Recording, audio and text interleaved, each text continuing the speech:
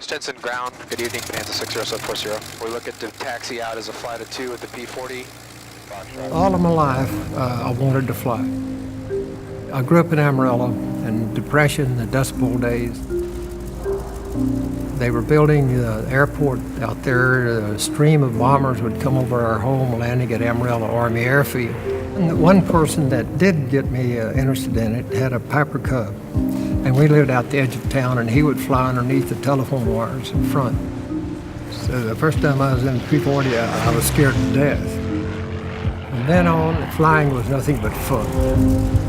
Being a young kid and looking up at the intimidation of the teeth, the sleek lines of the aircraft, the history that it represented, there's just no aircraft that compares, and that's part of the reason why the P-40 is one of the most iconic aircraft in world history.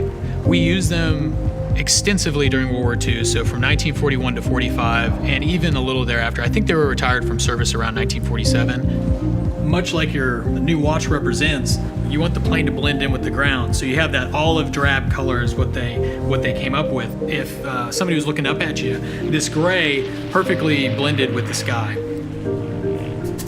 When the war started, it was just a desire that part of my DNA. It's all I wanted to do. All I want to do today is fly.